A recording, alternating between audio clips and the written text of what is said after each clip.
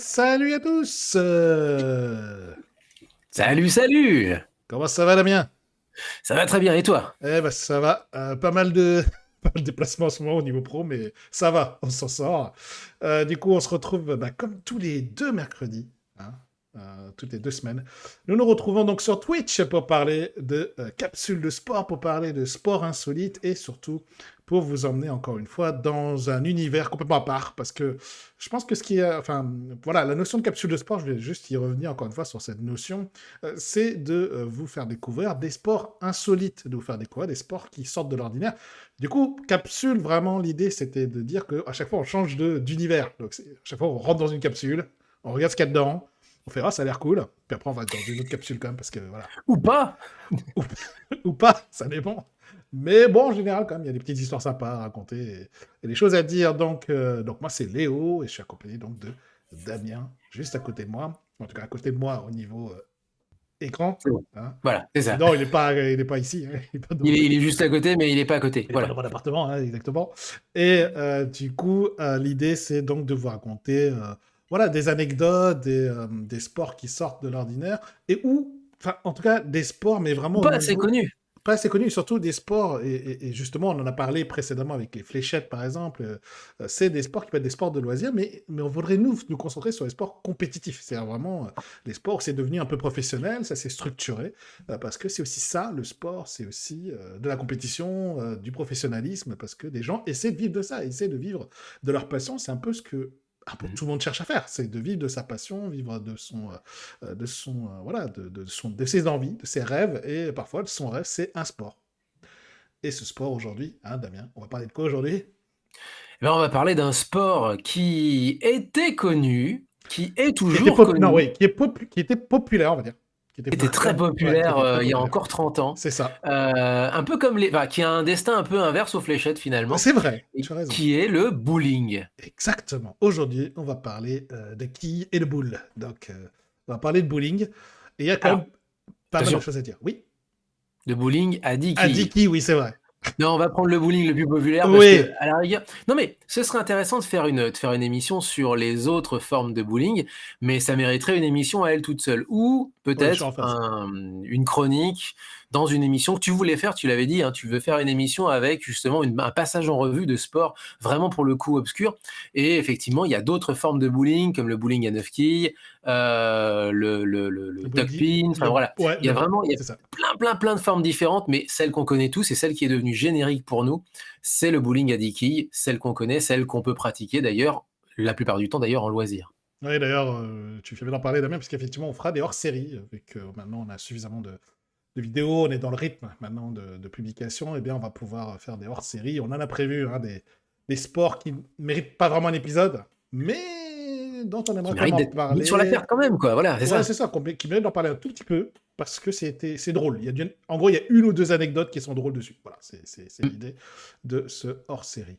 Mais aujourd'hui, on va donc se focaliser sur le bowling, un sport qui est en fait, en général, connu pour étant un sport de loisir, c'est-à-dire vraiment entre amis. Tu sors le soir, tu vas faire une partie de bowling, quoi, avec C'est ça, on va une se faire sorte un de bowling. bière, la tradition d'enlever ses chaussures, de les mettre dans le casier, de chausser ses chaussures de bowling, et puis après de partir lancer quelques petites boules euh, qui peuvent être assez lourdes quand même sur la Ça peut. piste et pour essayer de défoncer effectivement de défoncer les quilles qui sont au fond de la piste, tout simplement. Ouais, tout à Allez, fait.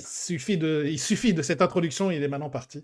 Et on va bien sûr commencer, Damien, comme d'habitude, avec l'histoire et les origines de ce sport.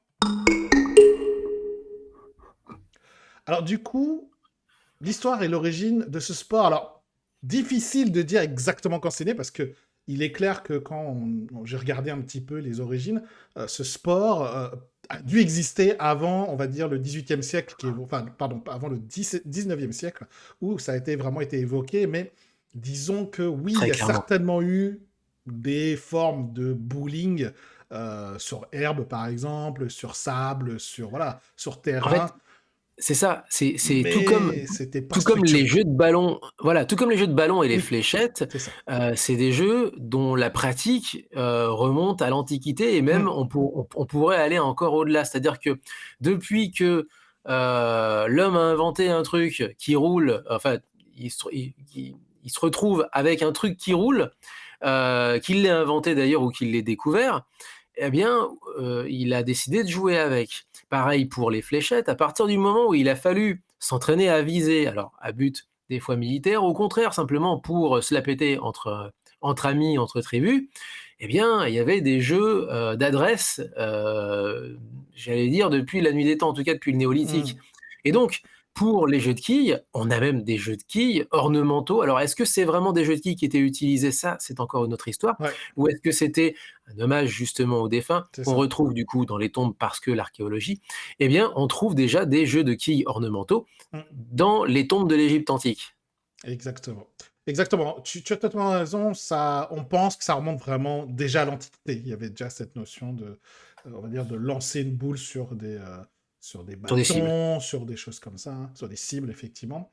Et on va quand même se rapprocher plutôt de 1820. Donc, dans les années 1820, Voilà. on a les premières mentions réelles de Ball and Ten Pin Alley. Donc, c'était déjà Alors, la première avant fois. ça, Oui, avant ça, vas-y, tu veux effectivement juste ajouter un truc avant, avant? juste Vas-y, avant, vas-y, vas-y. pourquoi justement on a cette forme-là Ouais. justement, qui s'est solidifiée, tu vas le dire et j'anticipe un petit peu sur ce que tu vas dire, qui va se solidifier, et se standardiser à la fin du 19e siècle en Amérique.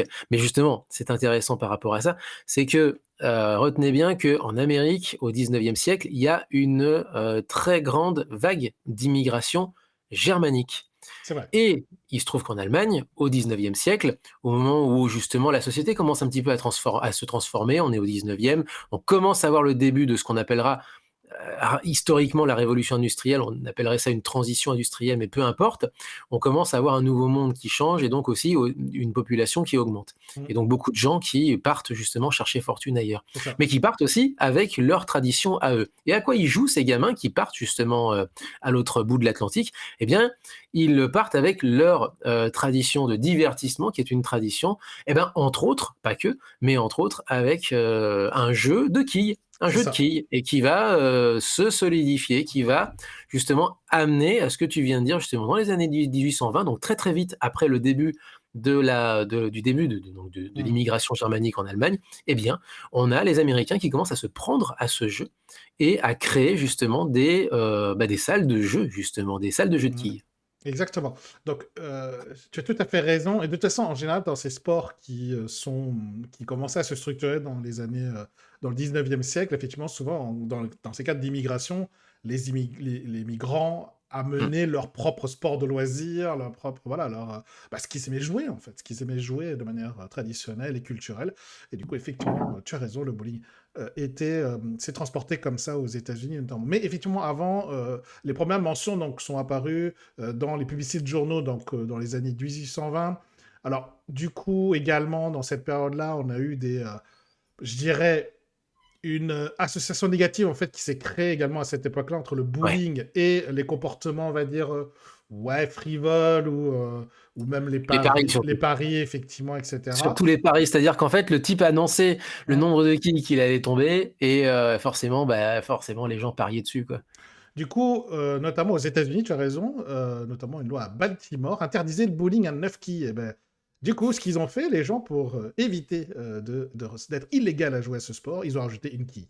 Donc, c'est le bowling à 10 quilles qui s'est du coup développé après pour tout simplement éviter et pour contourner la loi qui interdisait le bowling à 9 quilles. D'où le bowling à 10 quilles aujourd'hui. C'est très drôle, hein, cette anecdote. Tu as Non, c'est les raison. règles du jeu, ben on les contourne. Exactement. Parce qu'originellement, effectivement, tu as totalement raison, ce sport est d'origine allemande. Ça s'appelait le Kegelspiel et qui Mmh. utilisait 9 quilles à l'origine. Et c'est cette forme-là qui s'est popularisée en Allemagne et qui, tu as raison, et ensuite s'est popularisée énormément en Amérique, au final. Et donc, par exemple, parce que, encore une fois, le chemin du bowling était assez flou dans le 19e siècle, Ouais. mais on peut évoquer notamment en 1884 la Brunswick Corporation, qui est devenu le premier fabricant américain de boules de bowling. Donc, ça en est quand même été suffisamment populaire pour qu'il y ait un fabricant qui se prospère et qui se développe.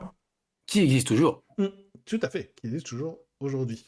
Et peu après, 1884, John Thumb, considéré comme le père, je mets des guillemets, du Oui. bowling, a commencé à ouvrir des pistes de bowling, cherchant à en faire un sport respectable, pouvant rivaliser avec les autres sports de loisirs de la haute société.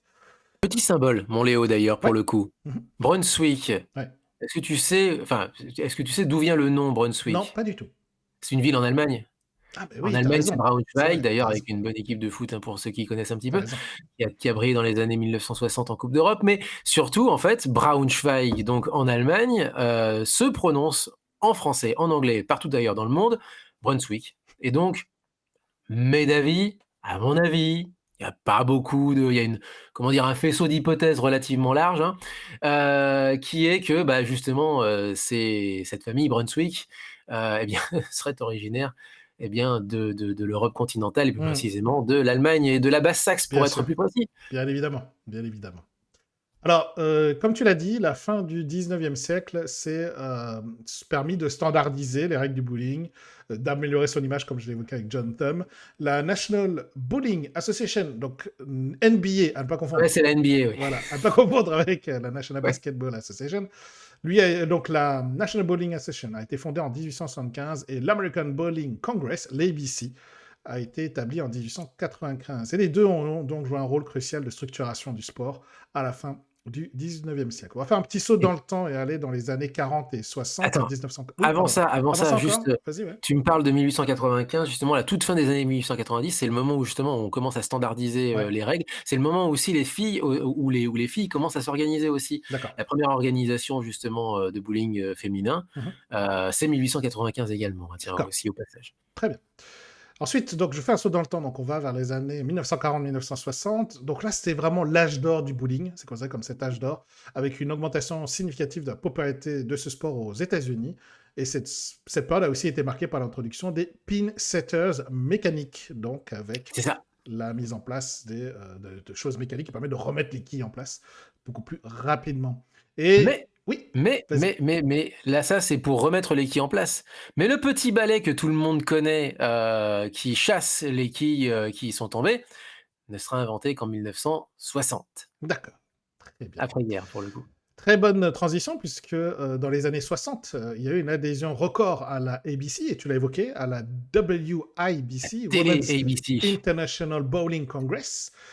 Et donc également, dans les années 60, eh bien, ce sport était télévisé. Il y a eu Mmh, une présence à la télé assez importante. Et les ligues de bowling se sont également structurées à ce moment-là, dans les années 40, 50, 60. Et puis, c'est l'âge d'or. l'âge d'or. Et C'est ensuite, l'après-guerre, c'est l'âge d'or, d'autant plus que le reste du monde, alors c'était déjà le cas un petit peu, le bowling est déjà à ce moment-là, au sortir de la guerre, est déjà présent par exemple en Grande-Bretagne, un petit peu aussi en Europe continentale, notamment en France, en Allemagne, mais c'est voilà, pour l'instant c'est encore un sport qui a vraiment ce cachet américain et à l'après-guerre, ça va devenir l'un des divertissements, phares à l'étranger, mais en Amérique surtout, mais à l'étranger également, de l'American Way of Life, donc on est vraiment dans l'âge d'or de la reconstruction, de l'Europe et du monde après la guerre, après la Seconde Guerre mondiale, quoi. exactement. Ensuite, il y a eu un déclin à la fin des Ah années bah, 60, dans les années 70, parce que, en fait, un le peu après, bowling, hein, un peu après, un petit un peu peu après. après, mais globalement, il y avait déjà un petit déclin parce qu'il y a eu une entrée en concurrence avec d'autres sports qui s'est professionnalisé en rentrant en concurrence avec le baseball, avec le basketball, avec le football américain, qui eux aussi commençaient à se développer. Et donc, il y a eu une concurrence au niveau de la télévision et de la présence télévisuelle qui a entraîné un premier déclin très lent mais progressif. Et ensuite, il y a Pour vous eu... donner une idée, Léo, tiens, pour te donner une idée, Hmm, tu vois ce que je veux dire? Quand on parle de sport individuel à la télé, souvent on parle du tennis, tu vois ce que je veux dire? oui, Voilà, c'est souvent, lorsqu'il y a une télé alors on est dans les années 50-60, il y a peu de chaînes de télé. La hmm, télé par câble arrive, aux États-Unis dans les années 80 oui, et dans le reste du monde dans les années 90 et donc les retransmissions à la télé, eh bien, la prime est en quelque c'est ça. sorte Oui, au 1er venu quoi, en oui, quelque ou sorte en tout cas au et plus populaire, ouais. Hmm, en tout cas au plus populaire. Mais un peu des 2, c'est-à-dire que le 1er venu devient populaire et c'est le cas c'est vrai. justement du bowling, Hmm, c'est vrai. en disant en étant parmi les premiers à se positionner justement sur ce marché télévisuel, ils ont compris le potentiel de la télé et Télévision. donc faut s'imaginer en fait des années 60 aux États-Unis où là où aujourd'hui, on verrait par exemple sur des chaînes thématiques sportives un match de tennis de la manière la plus normale possible, eh bien, aux États-Unis, eh bien, dans les années 60, c'est tout à fait normal que le sport individuel à la télé, eh bien, c'est le bowling. Oui, tout à fait. Exactement. Alors ensuite, il y a eu, dans les années 80, un peu moins dans les années 90, mais on va dire dans les années 80, il y a un petit Roland parce que de nouveau, il y avait des grands sportifs, on va dire, des grands pros de bowling qui ont repopularisé un tout petit peu ce sport à la télé. Malgré tout, en nombre de professionnels, en nombre de ligues même, hein, en nombre de participants dans les ligues, ça a vraiment continué à baisser. Et par contre, il y avait une augmentation des joueurs occasionnels. C'est-à-dire que, bizarrement, en fait, le côté professionnel diminuait, mais le côté occasionnel devenait aussi également un peu plus populaire. Alors, probablement dû au fait à des films, à la pop culture, on y reviendra dans notre section pop culture, mais globalement, le bowling est devenu plus un sport de loisir à ce moment-là, hein, finalement, dans les années 80-90, que un sport globalement professionnel. Euh, Il y oui, a plusieurs. Alors, Léo, il y a plusieurs raisons à ça, d'ailleurs, pour oui, le coup. ouais, C'est que dans les années, notamment dans les années 80, on est en pleine Amérique réganienne, il y a un culte du corps. c'est vrai. Alors, c'est une extra. Enfin, c'est pas la seule raison que les Non, choses soient mais claires, mais il y ça en a un fait culte partie. du corps qui est un culte.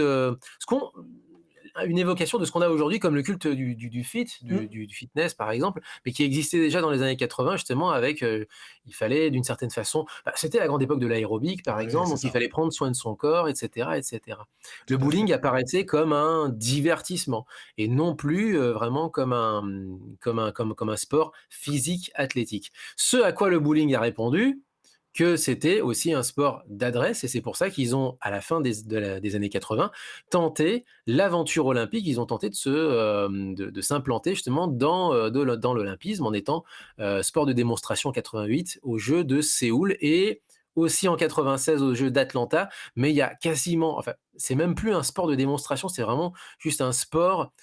Le mal était fait déjà en 96, c'est qu'ils n'apparaissent même pas dans les résultats Mm. officiels des sports de démonstration, alors même qu'effectivement, il y avait des shows de bowling pendant les JO d'Atlanta. Malgré tout, ils ont réussi à devenir sport, par exemple, aux Jeux panaméricains, parce que c'est Ouais, très, très pratiqué aux aux États-Unis, ouais. États-Unis, aux Jeux asiatiques ensuite, aux Jeux du Commonwealth. Mm. Mais ils ont loupé l'olympisme.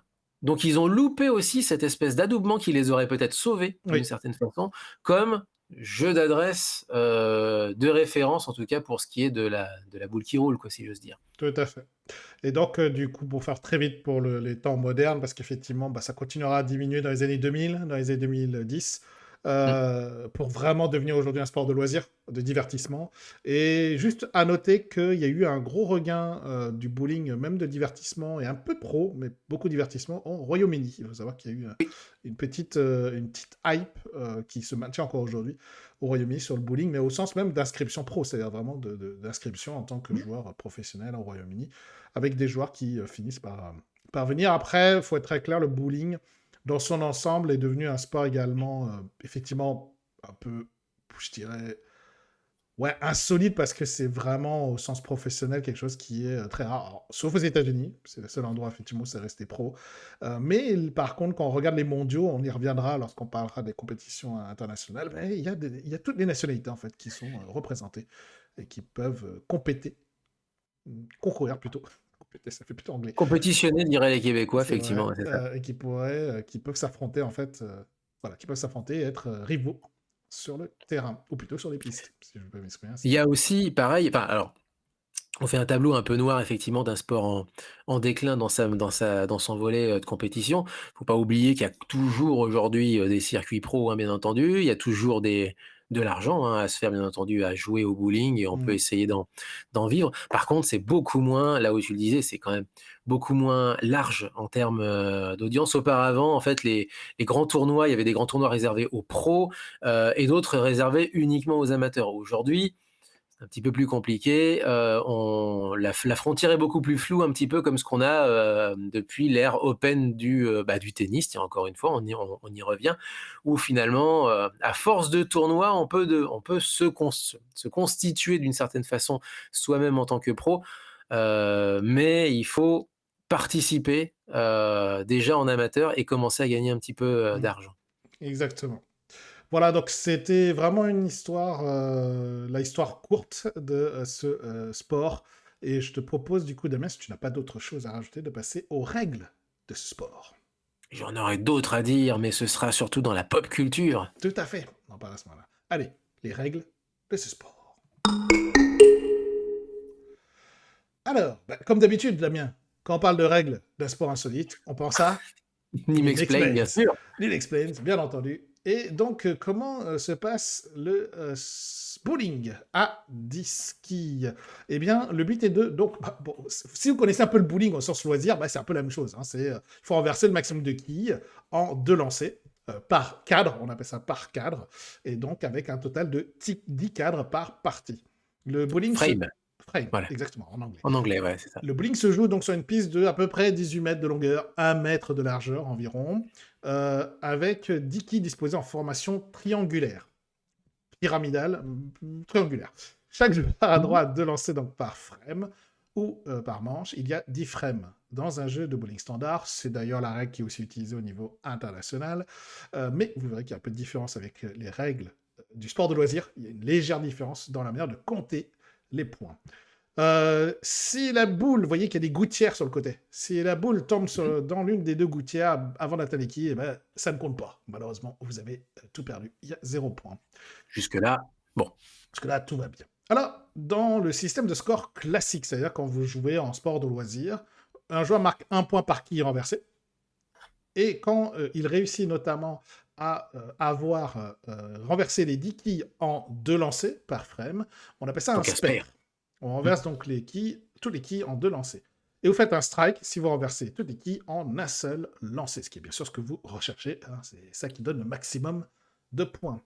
Sauf que ça a une incidence sur les lancers suivants. Exactement. Donc, dans le système classique, si vous faites un spare, donc renverser les 10 quilles en 2 lancers, vous avez un bonus. C'est-à-dire que vous avez donc 10 points plus le prochain lancer. C'est-à-dire que vous avez 10 points plus le nombre de quilles que vous renversez lors du prochain lancer. Ce qui fait que ça fait, par exemple, si vous renversez 3 quilles au prochain lancer, alors vous avez fait un spare, ça fait donc 10 plus 3, 13 points, plus les 3 points des quilles que vous avez renversées dans la frame suivante. Elle compte 2 points. Elle compte 2 fois, pardon. Elle compte 2 fois. Et si vous faites un strike, c'est pas le prochain lancer, c'est les 2 prochains lancers. Donc, par exemple, si vous faites un strike et derrière vous faites 3 quilles et 6 quilles, donc ça fait 3 plus 6, 9, et bien vous avez 19 points plus 3 plus 6 quand vous faites les 2 frames. Donc, c'est pour ça que c'est intéressant de faire un strike, bien évidemment, dans la forme classique. Ce qui fait que quand on essaie de savoir le score idéal dans la forme classique, c'est 300 points. Ouais, voilà, on ne peut pas aller au-delà. On ne peut pas aller au-delà, sachant que dans la forme classique, si vous faites un strike, il faut qu'on calcule le bonus. Donc, il faut faire 2 lancers de plus derrière quand vous faites un strike dans la 10e frame, puisqu'on a 10 frames. Donc, ça veut dire qu'il faut lancer 2 fois plus. Donc, 300 points, pourquoi? Parce que c'est 12 strikes consécutifs. C'est-à-dire, vous faites 10 strikes plus les 2 strikes de bonus. Et ça fait 300 points. Voilà la forme classique que, normalement, vous connaissez parce que vous jouez en sport de loisir. Dans le World Bowling... Attends. Alors, juste aussi pour dire que, là, depuis tout à l'heure, on voit que des lancers tout à fait académiques à une seule main. Il y a plusieurs sortes de lancers et surtout, ne soyez pas, comment dire, n'ayez pas honte de lancer la balle à 2 mains parce que même les pros le font. Parce qu'il y a des techniques de lancer, de compétition à 2 mains. Et c'est très impressionnant à voir puisque du coup, comme vous le voyez depuis tout à l'heure, eh bien, le tout est de pouvoir donner un effet à la boule pour que au dernier moment, j'oserais dire à l'avant-dernier moment en réalité, eh bien, regardez, elle tombe en fait en direction du centre de la pyramide, en tout cas du centre de l'alignement des quilles. Exactement. C'était le petit rajout que je voulais t'ajouter justement. Pas de souci. Ensuite, si vous regardez des sports compétitifs et notamment le World Bowling, ils ont essayé de simplifier en fait ce système de score. Dans ce système, un strike, ça vaut toujours 30 points, indépendamment des lancers suivants. Ok, d'accord. C'est 30 points. Et un spare donne 10 points plus le nombre de quilles renversés au prochain lancer. Donc ça, c'est exactement la même chose. D'accord? Donc, par contre, il y a un vrai bonus pour les strikes alors du coup. Exactement, tu as un gros bonus sur les strikes. Donc c'est pour ça que c'est World Bowling qui est maintenant la International Bowling Federation, pardon, IBF. D'accord. Donc pareil, du coup, en 10 lancers, on peut faire 300 points. Donc c'est exactement la même chose que la forme classique, donc c'est plutôt ça qui est sympa. Du côté donc du du sport lui-même et donc de la manière dont ça se passe, vous voyez que donc il y a des boules de bowling. Il peut avoir des poids très variables, d'accord, en kilos. Le lanceur choisit la quille, le boule avec le poids Voilà, qu'il la veut, boule. etc. Et bien sûr, c'est choisi en fonction du confort et de la force du joueur. Les chaussures de bowling, c'est important parce qu'on ne veut pas abîmer le parquet qui est au sol, hein, donc on veut utiliser des chaussures qui sont homologuées pour faire les lancers. Et surtout, effectivement, tu l'as dit, j'allais l'évoquer, mais tu as expliqué, donc j'ai pas besoin d'en dire plus. Le lancer, là, vous voyez des formes classiques de lancer, mais effectivement, il y a plein de lancers différents, il y a plein de Mm. manières de le faire. D'ailleurs, on voit de plus en plus de variantes autour du lancer à deux mains. C'est-à-dire qu'il y a des lancers à deux mains aujourd'hui qui commencent à se mettre en place au niveau du circuit Pro Tour du bowling nord-américain. Quelques fautes, bah, il y a des fautes classiques, on ne doit pas franchir quand on lance la boule, on ne doit pas franchir la ligne de faute, il y a qu'une Voilà. ligne qu'on ne doit pas franchir, c'est pour ça que les gens se retiennent avant de lancer. Sinon, on ne compte pas le lancer tout simplement. Et puis bien sûr, si la boule rebondit sur le mur du fond et que ça fait tomber des quilles derrière, les quilles ne comptent pas. Il faut que ça soit C'est vraiment... frustrant, ça, pour le coup. C'est vrai, mais c'est comme ça, c'est vraiment l'idée de Je l'ai renverser. vécu. C'est vrai, de le renverser d'une seule lance, d'un seul lancer. C'est-à-dire que ça va faire qu'une seule trajectoire. Mm. Et voyez là, si vous regardez les images, donc ceux qui sont plutôt sur YouTube et sur Twitch, si vous regardez les images, vous voyez qu'il y a une sorte de coloration bleue sur la piste. En fait, dans les tournois, notamment nord-américains, il y a en fait une surface de la piste qui est beaucoup plus huilée que Mm. le reste de la piste. Et donc, bah, ça fait varier les stratégies de lancer. C'est-à-dire que du coup, comme on voit bien ce qui a été huilé, donc ça a été ajouté avec un colorant bleu, ce huilage particulier sur la piste, eh bien, bah, du coup, il faut lancer la boule d'une certaine manière pour éviter les frictions, ou au contraire, profiter de frictions pour que la trajectoire, vous voyez que c'est souvent des trajectoires courbes, parce que en théorie, il y a une théorie et qui est aujourd'hui parfaitement prouvée, il faut viser sur les côtés, entre la première et la troisième, et la première et la cinquième, je crois. Donc vraiment sur les côtés, là. Il faut viser cette zone-là. L'optimisation. Et du coup, c'est pour ça que vous voyez les lancers qui font vraiment les trajectoires courtes pour viser ces zones-là. Pour viser vraiment ces zones-là. Et du coup, le fait faire varier la quantité de pistes, enfin la quantité effectivement, de pistes qui est huilée, eh ben, ça Mm. change la manière de lancer, ça change la manière de choisir sa trajectoire pour atteindre cette zone particulière. Donc il y a à la fois C'est- de la force, bien sûr, il faut avoir de la force pour lancer ses boules et pour pouvoir renverser les diquilles, mais il y a aussi beaucoup d'adresse. Il faut beaucoup Oh, d'adresse pour faire ça, le t'es en all pattern, comme on le voit ici. t'es en train de me dire, en fait, que, il y en a qui, comment dire, lancent d'une certaine manière pour que la boule soit suffisamment huilée au départ. C'est-à-dire qu'en fait, limite, ils la trempent, en fait, enfin, d'une certaine façon, quoi. Ils la trempent sur la piste, comme ça, elle, Alors, elle glisse comme, je pense, comme il faudrait, quoi, en je fait, pense comme pas il le qu'il y ait une voudrait. question de l'enrober d'huile. Je pense plutôt que, comme il y a une trajectoire et qu'il faut quand même que la boule, bah, il y a un peu de friction dessus pour qu'elle courbe, en fait. Parce que si Bien tu sûr. si t'as aucune friction pour faire que la boule adhère sur la piste, bah, elle reste. Bah, t'as beau mettre un effet de lancer, bah, elle va tout droit, hein, elle va pas tout pivoter.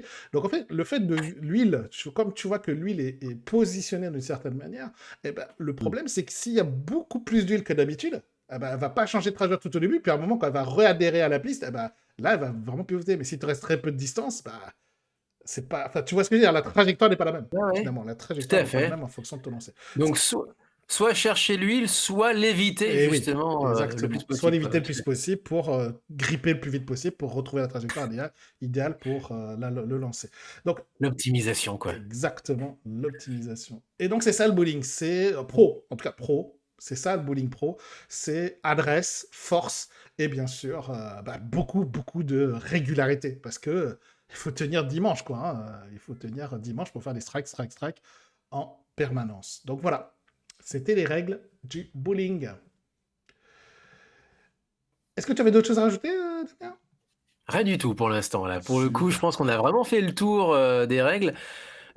Si on doit mettre un orteil dans les autres jeux de bowling, sachez que, eh bien, le bowling, à 10 quilles a il me semble, je crois dire des bêtises, mais je ne pense pas, les boules les plus grosses. C'est-à-dire que le bowling, par exemple, à 9 quilles, les boules sont plus petites. Pareil pour le duck pin, pareil pour d'autres, Donc, pratiques, je regarde rapidement. Je crois que j'ai ouais, encore le plus obscures. page wiki là-dessus. Laisse-moi 2 petites secondes que je vérifie ça. Oui, tout à fait. Le bowling à Dicky, c'est la plus grande taille C'est la plus de grosse, hein, il me boule. semblait bien, voilà. Et le duck pin et le candle pin, non, c'est des boules beaucoup plus Ouais. petites. Et qu'on lance encore différemment, forcément vu la taille, et cetera, et Forcément, cetera. c'est pas du tout la même chose. Alors, Effectivement. tu veux passer à quoi ensuite alors? Passer au sportif légendaire si ça te tente. Allez, go! Let's go, sportif légendaire. Alors, les sportifs légendaires, on va en parler de 3. Enfin, en tout cas, moi, j'en ai choisi 3, particulièrement. Et on va en parler d'un, déjà, qui m'a fait... Quand j'ai lu son histoire sur Wikipédia, j'ai bien souri. Il s'appelle Pete Weber. 37 Pete titres. Weber, Pete OK. Weber. 37 titres, 10 championnats, 6 titres de PBA, 50 notamment. Né en 1962, le 21 août. C'est une légende vivante du bowling professionnel. C'est issu d'une famille de bowlistes déjà, hein. Son père était déjà lanceur de bowling. Donc, il a vécu dans le bowling depuis tout petit, en fait. Et donc, il s'est fait très rapidement un nom dans le monde du bowling professionnel, notamment. Et faut surtout se l'avouer, j'ai regardé 2-3 vidéos de lui, donc je vous en montrerai une vidéo. C'est un sanguin. C'est un bon Américain bien Le John sanguin. McEnroe du bowling, c'est ça? Oui, c'est plutôt ça. Et du coup, il a accumulé un nombre de titres impressionnants. Je ne répète pas ce qu'il a eu dans son palmarès, mais il a vraiment remporté beaucoup de tournois. Mais ce qui le rend vraiment unique, c'est son côté vraiment personnage en couleur. Et donc, une des anecdotes les plus célèbres le concernant, je vais vous montrer la vidéo, sans qu'il y ait la voix, je ne vais pas vous mettre la voix, mais dans cette compétition de l'US Open en 2012, il a remporté le titre en finale, dans une finale très tendue, vraiment très serrée, très tendue, et il a explosé de joie, vous allez voir ça dans la vidéo, devant les caméras, et il lance une réplique qui est devenue culte au bowling. Who do you think you are? I am. Voilà, ça veut rien dire. Mais depuis, cette phrase est absolument mythique. Et il y a déjà des Qui t-shirts. c'est-il que tu crois Il y a que des je suis? t-shirts Je avec. le suis. Il y a des t-shirts avec cette expression qui sont vendus pour rendre hommage à ce moment mythique de Pete Weber. Donc c'est vraiment typiquement voilà, un Américain sanguin, etc. Il a une approche sans filtre dans la vie et dans le sport. Et, Un showman, quoi. hein? C'est un showman, quoi. Ouais, et puis il est honnête, mais voilà, trop direct. Quand il t'aime pas, bah, il te le dit direct. Hein. Bon, il t'insulte. Après, il est vraiment passionné de bowling. Il a fait ça depuis tout petit. Et donc, mais il a remporté tellement de tournois qu'aujourd'hui, c'est vraiment une légende vivante. Et puis son caractère exubérant fait qu'il est une des figures emblématiques du bowling nord-américain, c'est sûr et certain. Je vais enchaîner avec un autre qui a globalement pas grand-chose à voir. C'est Walter Ray Williams Jr. Lui, il a 47 titres, 8 championnats et 9 titres de PBA 50 également. Il est né en 1959 et lui, c'est des prouesses, effectivement, et surtout, ce qui est très insolite, il était également champion de lancer de fer à cheval. Oui, exactement. Je l'ai lu en faisant mes recherches, je me suis dit: «Il va certainement en parler». Mm. C'est le recordman de titres, hein, sur le circuit professionnel américain. On en parlera, hein, des compétitions effectivement, puisqu'il y a un circuit professionnel américain. On est sur quelque chose qui ressemble plus au golf qu'au tennis, tiens, justement, parce que j'arrêtais pas d'en parler depuis tout à l'heure. Mm. Et visiblement, ce garçon est aussi champion de lancer de fer à cheval. Exactement, plusieurs fois. Plusieurs titres mondiaux de lancer de fer à cheval. Et surtout, une autre anecdote qui est assez drôle, c'est qu'il est diplômé en physique avec une mineure en mathématiques. Et il a souvent plaisanté quand il est interviewé en disant que s'il n'avait pas réussi au bowling, il aurait travaillé à la NASA. Il aurait arrivé à travailler à la NASA. Donc il a à la fois un intellect et c'est un sportif de haut niveau. Ça va, il y en a qui réussissent leur vie, quoi. Oui, exactement. Surnommé Dead Eye par ses pairs au PBA, Un surnom qu'il a d'abord d'ailleurs obtenu au monde du lancer de fer à cheval, puisqu'il a lancé 45, on appelle ça ringer, les fers à cheval, sur 50 possibles. Donc en gros, il a réussi 45 fois à mettre la fer à cheval dans la C'est cible, énorme. ce qui est énorme. Et effectivement, au bowling, il est connu pour sa très grande précision. Il est très connu pour ça. Et il a excellé voilà, dans toutes les compétitions aujourd'hui. Alors, il est complètement à l'opposé de notre cher ami Pete De Pete Weber. Weber. Ouais, ouais, il est complètement à l'opposé. Là, je vous mets quelques vidéos de ses tournois, donc on va faire assez vite. Mais voilà, Williams Alors, Sasson est très Dedaï, connu pour c'est ça. compas dans l'œil en français si vous cherchez. C'est-à-dire qu'il a même pas besoin de regarder, il vise, point barre. Il vise et puis ça fait strike. C'est ça, Exactement. Dedaï, techniquement, quoi. Et donc, voilà, c'est un homme accessible, personnalité charmante, et du coup, lui-même est devenu populaire pour ça. Donc, il y a vraiment les deux extrêmes, quoi. Il y en a un qui est sanguin, il est populaire parce qu'il est sanguin, et complètement voilà, exubérant. Lui, il est connu plutôt pour sa technique, sa précision et son côté très sympa, charmant, accessible. Donc, tout à l'opposé Faut tout. Oui, exactement. Et est devenu aujourd'hui un ambassadeur de ce sport.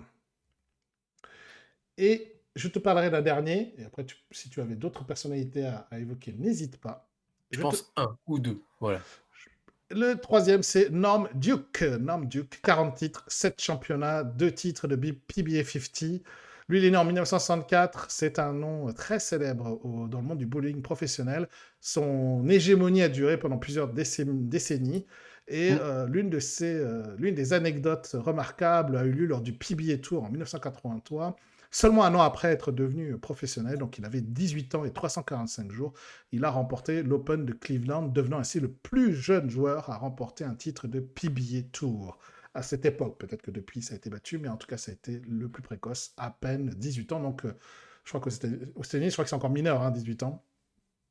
Je sais plus. Ça dépend Ouais, ça pourquoi. dépend dans quel état, peut-être. Ça dépend Mais pourquoi. ça Il y en dépend a, pourquoi, t'as raison, ça dépend il y a pourquoi. Tu as raison. certaines choses pour lesquelles tu C'est es vrai. majeur à 18 et d'autres à D'autres à 21. C'est 21. bizarre, Ouais, les c'est vrai. États-Unis, pour ça. C'est vrai. Et donc, il a eu une victoire très très précoce, d'où son hégémonie qui a duré même jusqu'au 2010. Hein, ça a duré jusqu'en 2010. 40 titres dans PBA Tour, et puis des PBA 50, donc le PBA spécial senior, on va dire ça comme ça. Et surtout, Norm Duke, il est connu pour ses trick shots, ses coups spéciaux.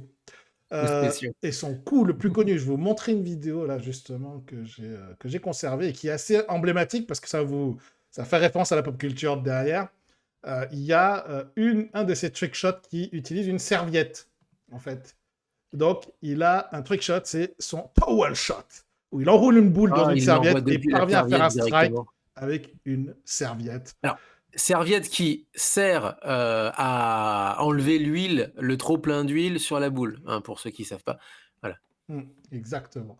Et donc voilà, c'est une personne qui a énormément de talent, de créativité. Il a remporté en 2009 le challenge des trick shots, puisqu'il y a aussi un challenge des trick shots en PBA, et il est très très connu pour ce towel shot. Et donc, On dirait un joueur de snooker dans ce cas-là, c'est presque ça finalement. exactement. Showman, innovateur justement, grâce à ses trick shots, et ben, c'est pour ça que lui-même aussi, Norm Duke, est une des légendes de ce sport. Damien, tu avais d'autres Eh ben personnes à évoquer? justement, qui a succédé et qui justement est actuellement au sommet de la chaîne alimentaire suite à l'hégémonie de Norm Duke? Qui est le nouveau Norm Duke en quelque sorte en ce moment? Eh bien, c'est pas un Américain, c'est un Australien, il s'appelle Jason Belmonte et c'est le champion, pour l'instant, le champion des champions. Jason Belmonte, c'est 31 tournois PBA Tour, dont 15 Grands Chelems, donc 15 majeurs pour le coup, 7 fois joueur de l'année, une Coupe du Monde, un Masters, puis à l'époque où les Masters existaient encore, on en parlera, qui était comme au tennis, hein, le tournoi de fin d'année, fin de saison en tout cas, et même, puisqu'il est australien, il a commencé en dehors du circuit américain, il a même un European Bowling Tour au passage. D'accord. Parfait.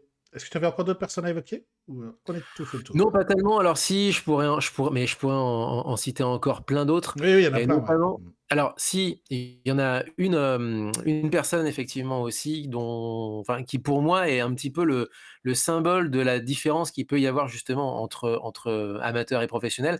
Différence qui a été gommée à partir de 2008 parce qu'il me semble que alors de mémoire, les Jeux américains, les Jeux panaméricains pardon, accueille justement les joueurs professionnels depuis 2008, c'était pas le cas avant. Mais par exemple, dans le cas de grands classiques, enfin de stars du PBA Tour, eh bien, on a Rhino Page, par exemple, qui fait partie des types un petit peu plus vieux justement que Belmonte, et qui lui a connu cette époque de division amateur et pro, et qui donc a gagné des titres d'abord en amateur, et qui a intégré ensuite le circuit professionnel. C'est comme ça que ça se passait avant. Maintenant, c'est un peu moins le cas, même si, bien entendu, il y a toujours.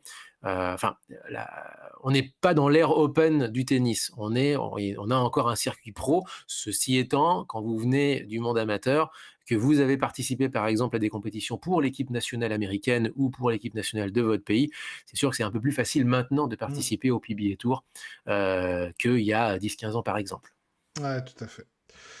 Super! Et ben justement, tu parlais, de quelques tournois là, que tu enchaînais derrière et bien, je te propose de transiter vers les plus grandes compétitions de ce sport. Et alors mon Léo, alors attention, c'est comment se construit une saison de, bowling professionnel? Et bah, c'est le bordel, hein, on dirait le golf honnêtement. Il y a un Oui, circuit américain, il y a un circuit européen, ouais, il y a un circuit japonais. Franchement, c'est le golf. ouais, ouais, exactement. Il y a des tournois tout le temps. Après, c'est un peu aussi le tennis peut-être, mais en tout cas, C'est plus le golf, je trouve. ouais, d'accord. D'accord, très bien. Oui, tu as raison en plus, Avec puisqu'il y le a PGA, tu sais, oui, puis PGA, non, mais European Tour, Japan Tour et en cetera et plus, tu as cetera. totalement Franchement, raison c'est parce trop qu'il bien. y a une Weber Cup qui est en gros la Ryder Cup, Ryder Cup, non, mais c'est vrai, c'est la Ryder Cup du c'est bowling vrai. puisque c'est la Weber Cup, qui affronte les États-Unis contre l'Europe, donc tu as raison, c'est beaucoup plus proche du golf. Oui, alors il y a beaucoup de compétitions. Alors moi, ce que je considère comme étant effectivement la fédération principale, internationale, c'est l'IBF, l'International Bowling Federation, qui organise notamment les World Championships. Il faut savoir que effectivement, donc il y a des coupes du monde de bowling, il y a des championnats du monde de bowling, donc l'IBF notamment l'organise. Aujourd'hui, c'est celui qui a probablement le plus de retentissement et qui est le plus reconnu au niveau international aujourd'hui. Mais effectivement, si on doit parler de bowling aujourd'hui de manière beaucoup plus régulière, c'est la PBA, c'est la Professional Bowlers Association qui très clairement domine l'organisation des tournois professionnels permettant de rémunérer un grand nombre de joueurs et d'athlètes du bowling avec l'US Open, l'USBC Masters, le PBA Tournament of Champions, le PBA World Championship, le PBA Players Exactement, Championship, voilà, et plein d'autres tournois exactement. féminins, juniors, seniors, tout, quoi. Ils organisent tout. Ils organisent tout. Et ben, voilà, c'est ça qui en fait, c'est ça qui entretient la confusion et pour lequel je fais un parallèle avec le golf justement. Mm. C'est le fait que, par exemple, PBA World Championship, ben non, c'est pas un championnat du monde en Non. réalité, c'est une manche, c'est un grand chelem ceci étant, c'est pas Oui. non plus un tournoi de province, Mm. mais c'est un grand chelem dans la saison américaine. Mm. Donc, faut aller au-delà, si tu veux, du marketing et du storytelling en disant c'est le tournoi des champions, du championnat du monde, machin bidule. Raisonner comme s'il s'agissait eh ben, du tournoi PGA. C'est-à-dire, vous avez des rendez-vous, Mm. un peu comme en tennis des grands chelems C'est finalement, ça. et vous avez, au milieu de tout ça, vous avez en fait 5 grands chelems qui surnagent au milieu d'une marée d'une vingtaine, trentaine de tournois plus locaux qui se font au Texas, Nebraska, Kentucky, etc. Et voilà, vous avez donc une saison avec un ensemble de tournois et évidemment 5 majeurs. Exactement. Et donc, du coup, en parallèle de ça, ou en coopération, il y a l'United States Bowling Congress, qu'on a évoqué un tout petit peu avant, qui aussi organise des tournois régionaux, des tournois parallèles à ça pour compléter, on va dire, le PGA hein, derrière. Amateur, semi-pro, Voilà, voilà. amateurs semi-pro, et des tournois locaux notamment, ils gèrent des tournois locaux et régionaux hein, au niveau américain. Mmh. Il y a une fédération européenne de bowling à Ouais. Dicky, donc la ITBF, et Bah, il y a un tour européen, effectivement, il y a exactement. une Il y a européenne. un tour européen avec les Masters, donc qui existe en Europe. Donc voilà, c'est eux qui organisent ça en Europe. Avec Et un tournoi en France. un tournoi en France, tout à fait. Bah oui, oui, bah, Tous les ans, la le France fait. tournoi de Wittelsheim. Donc, si vous êtes en Alsace, eh bien, la seule étape du tournoi européen, donc du tournoi professionnel le plus proche de chez vous, eh bien, c'est Wittelsheim, et le plus proche de chez nous aussi d'ailleurs pour le coup. Et c'est ouais, ouais, la seule date en France est à Wittelsheim en Alsace tous les ans. Exactement. Et il faut savoir du coup que, pareil, il y a une fédération du Commonwealth, il y a plusieurs types de fédérations qui déclinent qui tournent autour de la fédération internationale. Et on parlera effectivement dans la section spéciale de comment le pratiquer en France. Il y a une fédération française, et on en reparlera, Mhm. qui fait partie de la fédération européenne et de la fédération internationale et inscrite aux deux fédérations. Et je te parlais très rapidement de la Weber Cup. C'est comme la Ryder Cup au golf. C'est la Weber Cup, Voilà. un tournoi Amérique, Europe. annuel de 3 jours opposant les États-Unis à l'Europe en bowling pour le coup. Et tu sais, c'est nommé Weber Cup en hommage à Pete Weber, bien Pete Weber. évidemment. Évidemment. Et donc en Si, il y a les PBA, Jeux Olympiques, les Jeux mondiaux. oui, après il y a les Jeux mondiaux, effectivement, et les Jeux olympiques en termes de sport de démonstration, mais voilà, oui, Jeux mondiaux Alors, surtout.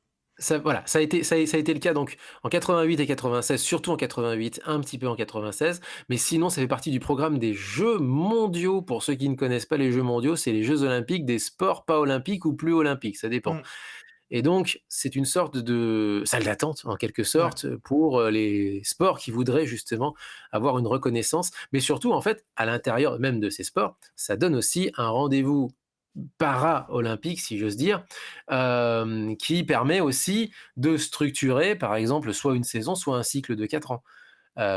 Et ce qui permet aussi d'ailleurs à ces sports, notamment, d'être éligibles à des jeux continentaux, les jeux panaméricains depuis 1991, les jeux asiatiques et puis les jeux du Commonwealth. Donc exactement. on a du bowling, si j'ose dire olympique, mais sans la cerise sur le gâteau qui serait l'olympisme.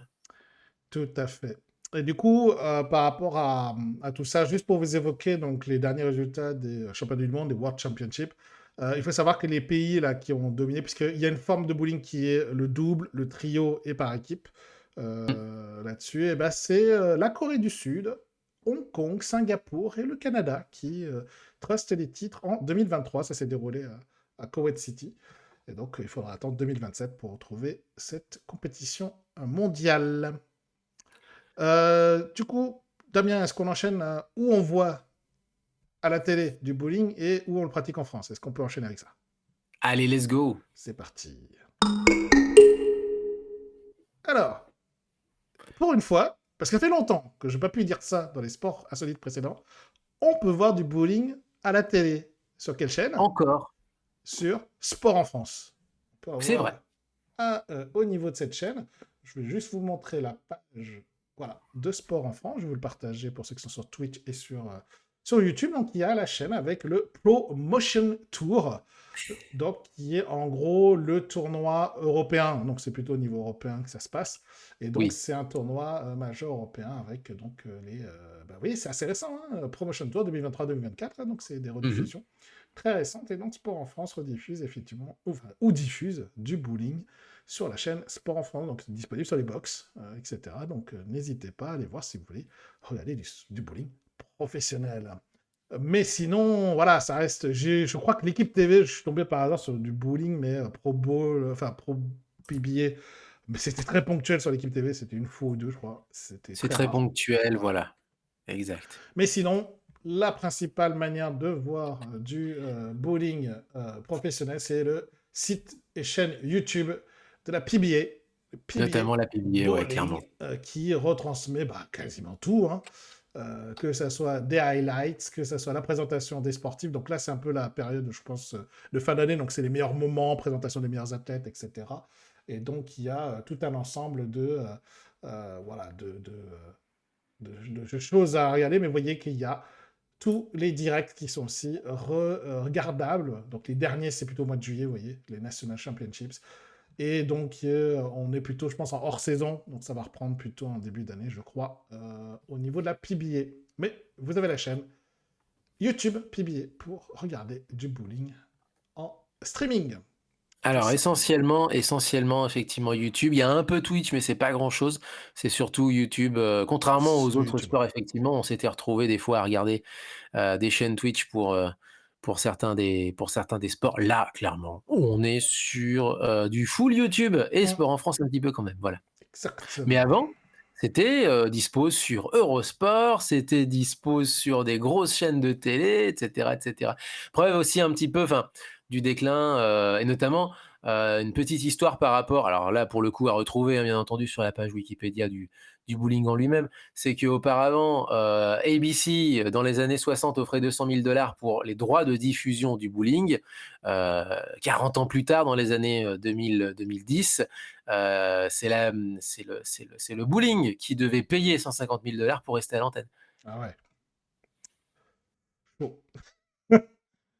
Alors, Alors, il y a du chemin qui a été fait éventuellement. c'est sûr. Regardez la chaîne de la PBA, voilà, vous avez quand même une couverture, qui est digne du 21e siècle, hein, on a quand même changé d'époque, mais il y a eu un vrai creux, hein, Ouais, quand même. tout à fait.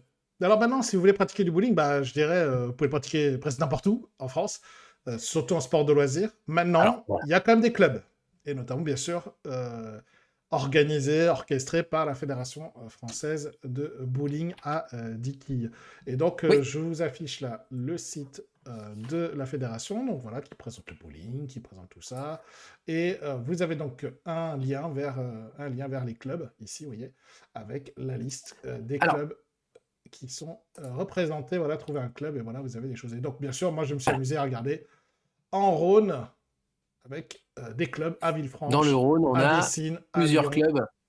et à Civrieux-d'Azergues, À je crois, il me Lyon, à semble. Dessines, mais à Dessines, visiblement, le bureau est en centre-ville de Lyon. Sinon, vous avez un club dans l'Azergue, un club à côté de Villefranche-sur-Saône, le club caladois. Ouais, Mais le gros club de Lyon, bah, visiblement, c'est Top Gun, hein. ouais, c'est Top Gun dans le Top Gun, 8e. ça dépend comment vous le prononcez. Moi, je dis vrai, je dis toujours Gun, moi, mais bon. Top Gun, ouais. Et voilà. Donc, nous, à Lyon, en tout cas, parce que nous, on sommes toujours sur Lyon, on est lyonnais. Donc, l'idée, c'est, voilà, il y en a vraiment beaucoup à côté de chez vous. De toute façon, si vous cliquez sur un département, voilà, vous avez différents types Mm. de bowling et de clubs qui sont présents. Donc, vous avez probablement un club de bowling structuré en compétition, etc., qui existe un peu partout. Et donc, faut pas hésiter à regarder ce site si vous voulez pratiquer du bowling. Et je crois qu'il y en a vraiment dans tous les départements. Ah, tu vois, j'allais dire pratiquement partout, mais dans le 48, c'est un peu plus compliqué, mais il y en a vraiment, vraiment, vraiment partout. Donc, C'est la Lozère, quand n'hésitez même. pas Le à coup, aller quoique. regarder le site. Tu disais? C'est la Lozère, quoique, hein, on peut très bien créer un club à Mende, Ah, après mais tout. exactement, vous pouvez bien sûr créer votre propre club et il faut s'adresser à la Fédération française de bowling sans problème et je pense qu'il vous soutiendra sans aucun souci. Et donc, voilà, on n'a pas, alors, à la différence des autres sports, là, des derniers épisodes où parfois on a du mal à trouver un club dans toute la France, là, pour le coup, vous avez un club quasiment dans chaque département. Donc, il y a très certainement un club qui existe près de chez vous. Donc, si vous vous intéressez à du bowling plus compétitif, si ça vous intéresse vraiment, eh ben, allez voir le club, pratiquez, essayez de voir si ça peut vous tenter. Et c'est tout simplement un sport qui peut devenir un sport loisir, mais de passion. Et devenir effectivement un sport régulier pour vous. J'en ai fini avec la partie où pratiquer et où voir le bowling en France. Est-ce que tu veux qu'on passe à la pop culture pour finir? Alors j'ai une dernière Ah chose non, à tu as dit dire, la c'est chose? dommage Vas-y. qu'on puisse pas sur le site, voir par exemple l'état d'avancement par exemple du enfin, s'il y a un championnat de France par exemple ou s'il y a Hmm. un tour français, un circuit français Ouais. pardon. Ça c'est un petit peu dommage pour le coup. Alors peut-être que chaque comité parce qu'attention, c'est comme, beaucoup de fédérations sportives, vous avez des comités régionaux. Si ça se trouve, la fédération française ne gère que la phase finale et le reste se fait parmi les comités régionaux. Donc regardez aussi les comités régionaux, hein, bien entendu, localement, à côté de chez vous. Exactement. Allez, je te propose, Damien, de passer à la pop culture et le bowling. Alors là, il y a de la ref. C'est pas ce qui manque, oui. C'est pas ce qui manque, mais on va quand même focaliser Alors, sur quelques-uns. tu veux commencer par quoi? Eh ben, par celui que tu m'as envoyé et qui, effectivement, enfin, j'y ai pensé aussi, hein, faut pas se leurrer, au niveau des films.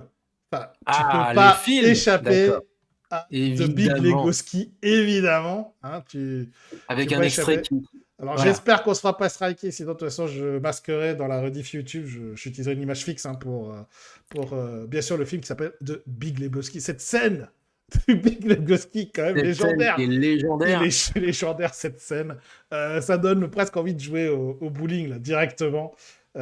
C'est vraiment... Cette scène est incroyable. Enfin, toute la scène, parce qu'elle C'est-à-dire dure, que longtemps, elle dure longtemps, puis cette scène. oui, oui, elle dure très longtemps et puis surtout, il y a quelque Et... chose il y a quelque chose qui est absolument ridiculement épique, Oui, c'est inutilement ça, épique c'est ça. dans ce qui est perçu, surtout à l'époque, on est à la fin des années 90, début 2000, ce qui est perçu comme véritablement un loisir, en fait, même plus vrai enfin, on Bah, est vraiment au creux de la vague et oui, oui, et YouTube est pas puis encore là, si tu veux, enfin voilà ça et fait, et ça fait un peu, tu vois, ça fait rétro, mais pas on épique. appelle ça ringard, Léo. C'est ça. Mais c'est tellement, enfin, c'est génial. Enfin, cette scène est énormissime, quoi. Et en même temps, j'ai envie de dire que cette scène a fait tellement de mal au bowling en réalité, Ah enfin pour bon? tous ceux qui aiment bien y jouer de manière compétitive, ça a dû faire tellement de mal au bowling, j'ose même pas imaginer en fait. Parce Ouais, que à la rigueur mais ça en fait, ça appuie là où ça fait mal en fait. c'est vrai, c'est C'est vrai. le sport d'après-guerre et on est à la fin des années 90 dans un autre monde et tout ça, c'est vu comme un sport de vieux quoi, Mmh. enfin à ce moment-là de Sport l'histoire si tu désuet, veux ouais, quoi. sport désuet. Mmh.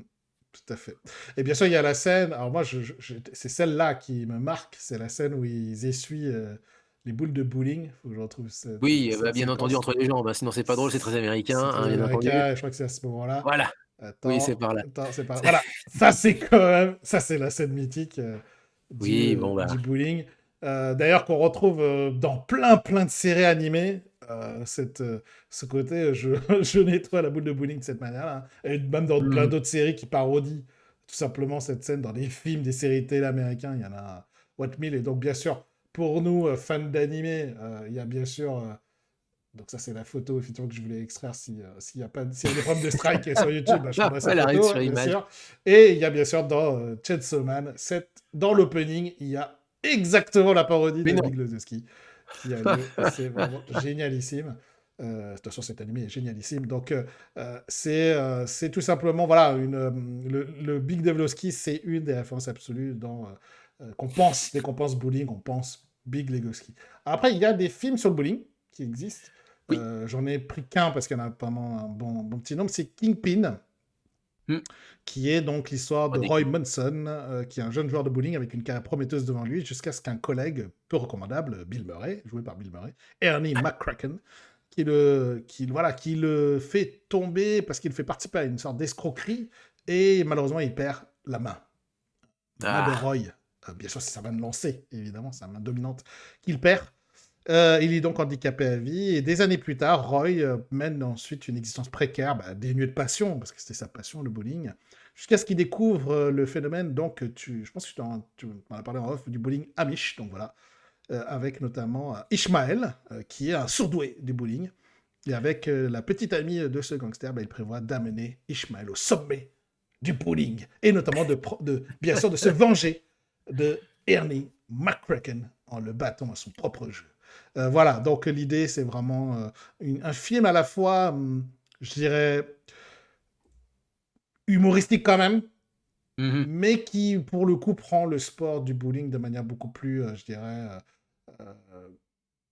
un peu plus, pas sérieux, mais un peu plus de respect, on va dire, dans le sens où, voilà, il y a une vraie, on montre la passion du bowling, on montre voilà, que c'est un sport le plus impressionnant, mais c'est comme de l'humour, hein, faut pas se leurrer, il y a la main qui est la fameuse main du fameuse main de la personne qui a perdu, Ah qui a puis perdu oui sa main. d'accord, effectivement, donc on est Ah oui, dans de l'humour, hein, pur et dur. oui voilà, ça reste, Et Bill Murray, regardez, Bill Murray, hop, regardez-le, hop.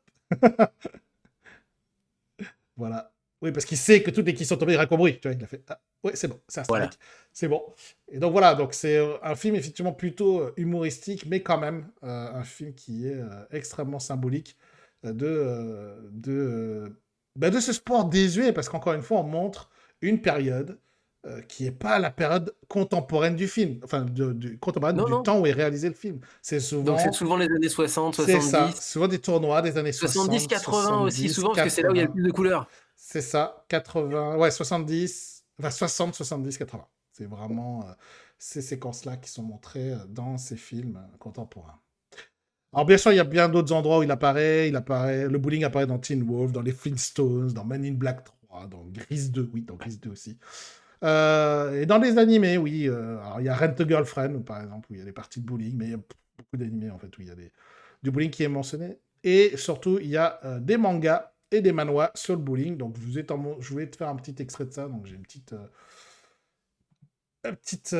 sélection. Alors, autant dire qu'aucun n'est connu, hein, de ces mangas-là. Aucun n'a fait OK, longtemps, il longtemps. y en a beaucoup. Il y en a beaucoup, mais il y a aucun qui a vraiment fait long feu, hein, au niveau manga. Mais ça existe, voilà. Ça existe. Il y a des mangas qui parlent de bowling, mais ça le fait. Voilà, il n'y a aucun qui est devenu vraiment populaire. Euh, et donc voilà, donc sur la partie manga, voilà, je vais la laisser vite parce qu'il n'y a pas grand-chose à dire sur les mangas de bowling. Et bien sûr, on termine cette séquence pop culture avec les jeux vidéo. Quelques jeux vidéo, voilà. Il y en a quelques-uns. Oui, Heu, bien évidemment. alors Le premier que tu m'as amené, c'était League Bowling. alors je t'en ai amené qu'un seul, mais c'est 2 extraits. Mais alors, avant de lancer League Ah, Bowling, tiens, pardon. lance pas encore, pas tout à fait, J'attends, laisse, j'attends là. laisse, l'arrêt sur image, Ouais, voilà. c'est bon, Donc c'est c'est bon. marqué Neo Geo en plus de ça, c'est parfait. Donc maintenant ça met tout de suite le décor. On est sur l'arcade des années 90, l'âge d'or pour le coup, là aussi. On est sur, c'est amusant du coup, un jeu d'un sport qui était, en plein âge d'or 10 ans avant sur une machine d'arcade qui aujourd'hui et maintenant, bah, tout le monde joue sur console ou sur PC, plus personne ne joue sur l'arcade. Mm. Eh bien, il y a ce jeu donc League Bowling. Mais ce que vous connaissez surtout, essentiellement, c'est bien entendu le jeu de bowling de Wii Sport, avec notamment son challenge, je crois, tu peux monter jusqu'à 99 quilles ou j'en sais plus, voilà, je sais plus trop. Mais bref, je l'ai encore à la maison, mais ça fait à peu près 10 ans que j'ai pu jouer. Tout à fait. Mais vous avez donc, le jeu de bowling très, très connu, de, Wii Sport. Jeu de bowling qui visiblement enfin qui à ce enfin, disent les bruits de couloir, du palais de Buckingham, qui était très prisé de la reine d'Angleterre, Hmm. feu la reine d'Angleterre du coup, Élisabeth II, Ah ouais, qui visiblement aimait bien ce mini-game. sympa. Après, si on doit remonter, parce qu'il y a toujours des jeux de bowling ou des mini-jeux de bowling dans des jeux plus globaux, si on doit remonter l'histoire et aller jusqu'au tout premier, alors c'est pas League Bowling que vous allez voir dans un instant, c'est un jeu de bowling sur Emerson Arcadia. On est en 1979-80, quelque chose comme ça. Donc, il faut s'imaginer des quilles carrées et une balle carrée, bien entendu, hein. Mais là, et quand même, mine de rien, le jeu le plus emblématique, celui qui va véritablement codifier, il y a aussi un jeu League Bowling d'ailleurs sur la NES qui n'a rien à voir, mais le vrai jeu qui va, comment dire? Décoincer le monde du bowling par rapport aux jeux vidéo et vice versa, eh bien, c'est League Bowling avec un design et là, c'est parti, tu peux lancer justement, la vidéo. Avec un design, qui est très, punchy, qui est très animé, Hmm, d'accord. qui est vraiment feel good en plus de ça Hmm. et pourtant qui est fait avec pas beaucoup de moyens, en fait. Quand on regarde un petit peu, quand on s'intéresse un peu à l'histoire de ce jeu, c'est un jeu qui est en tout début d'histoire de cette C'est console qui s'appelait psychédélique, la hein, je vois Neo les Geo images là. Pouah. Faut pas être épileptique, et hein.